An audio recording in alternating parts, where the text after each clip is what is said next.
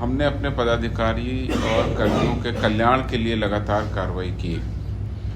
पिछले साल हम लोगों ने बहुत महत्वपूर्ण निर्णय लिए थे, जिसमें जो विभिन्न रोगों की इलाज हेतु जो अनुदान राशि दी जाती थी वो राशि हमने दुगनी कर दी थी। जैसे कि cancer, kidney transplant, liver transplant के अनुदान राशि पूर्व में 1 लाख रुपए थी, उसको बढ़ाकर 2 लाख रुपए कर दिया गया था। कंपाउंड फ्रैक्चर इम्प्लांट को भी हमने ऐड किया और उसमें 50,000 रुपये। नी रिप्लेसमेंट, हिप रिप्लेसमेंट की चिकित्सा के लिए 1 लाख रुपए का नया प्रावधान किया गया। ये 2 प्रावधान नए किए गए क्योंकि बहुत सारे एक्सीडेंट हो रहे हैं जिसमें कि नी में या हिप में प्रॉब्लम होती है या कहीं पर इम्प्लांट भी लगता है।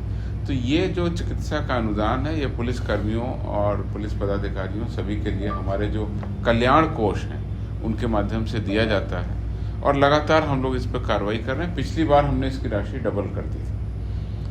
इसी प्रकार हमने जो हमारी एजुकेशन, जो हम शिक्षा के लिए, हायर एजुकेशन के लिए करते हैं, तो उसमें भी अनुदान राशि को हमने बढ़ाया था।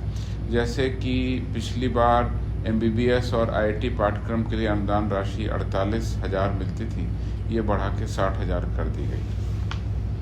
इसी क्रम में आपको जानकारी दे दें कि अक्टूबर महीने में भी हम लोगों ने इसमें एक बैठक की थी।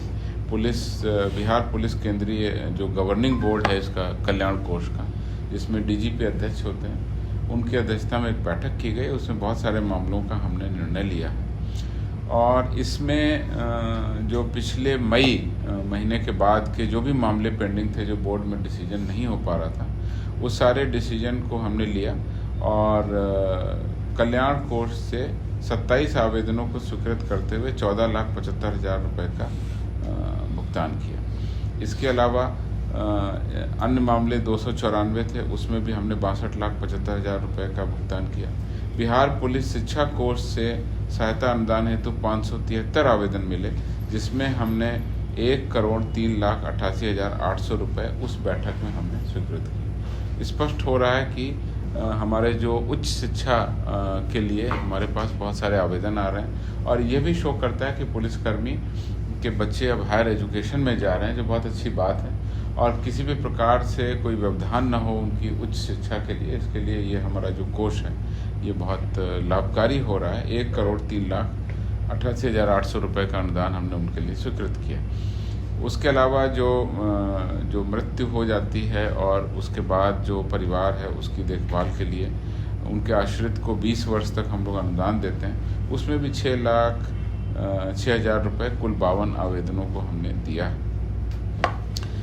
इसके अलावा आप लोगों को ये भी बता दें, जो पिछली बार हमने प्रावधान किया था 2024 में, उसमें इस कोष से जो एक्टिव ड्यूटी के दौरान, कर्तव्य के दौरान मुठभेड़ में या अपराधियों के साथ गोली लगने से या एक्टिव ड्यूटी में जो डेथ होती है, उसमें 25 लाख रुपए एक मुश्त अनुदान देने का भी निर्णय लिया था और अभी तक इसमें 12 पुलिसकर्मियों को हमने इस कोष से अनुदान दिया गया।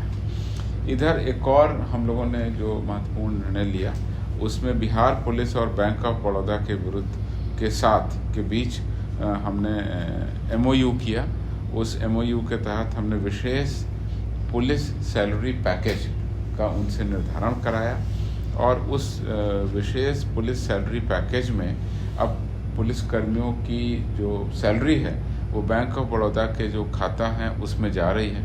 उसके लिए बहुत सारे पुलिसकर्मियों का खाता खुल गया है, लगभग 75 to 80% लोगों ने अपना खाता खुलवा लिया है और उसको लिंक भी कर दिया है।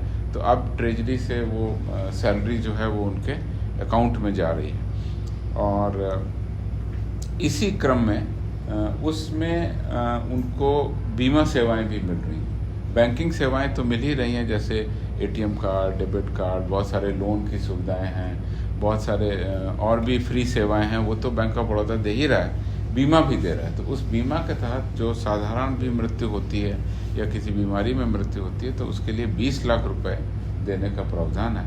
उस क्रम में अभी हाल के दिनों में आपने देखा, तो कुछ दिन पहले हमारे पुलिस अवर निरीक्षक थे भीम प्रसाद, जो लखीसराय जिला बल के थे, जिनकी ब्लड कैंसर के कारण अचानक डेथ हो गई 20 अक्टूबर को, और उनके जो आश्रित थे आनंद किशोर, उनको जो है बैंक ऑफ बड़ौदा के माध्यम से 20 लाख रुपए का चेक पुलिस मुख्यालय में पुलिस महानिदेशक बिहार और अन्य वरीय पदाधिकारियों के समक्ष उनको प्रदान किया गया। अब हम लोग इसमें एक कार्रवाई और कर रहे हैं, वो ये कर रहे हैं कि पुलिस मुख्यालय स्तर पर लगातार पूरे फील्ड में किसके साथ में किस तरह की दुर्घटना हो रही है, कहाँ पर किसको क्या दिक्कत आ रही है, किसके बैंकिंग अकाउंट में कहाँ क्या प्रॉब्लम है, उसको लगातार मॉनिटर करने के लिए एक हम व्यवस्था बना रहे हैं जिसमें पदाधिकारी प्रतिनियुक्त रहेंगे और वो पदाधिकारी किसी भी फील्ड में कहीं पर भी कोई भी इस तरह के हादसे की सूचना मिलती है, अगर बीमार है तो उसके लिए व्यवस्था, अगर किसी की डेथ हो गई है तो उसके लिए तत्काल राहत राशि मिल सके।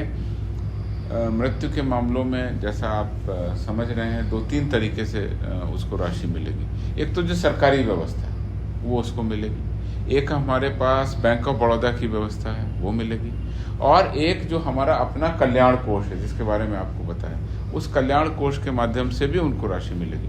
तो तीनों तरह की राशि उनको मिल जाए समय से और कहीं कोई दिक्कत नहीं हो, इसके लिए एक प्रस्ताव पुलिस महानिरीक्षक महोदय ने स्वीकार किया है और उसके तहत हम लोग एक नई व्यवस्था बनाएंगे जिससे कि सभी प्रकार के लाभ सभी पुलिस कर्मियों को उनकी हक और नियमों के आलोक में मिल सके।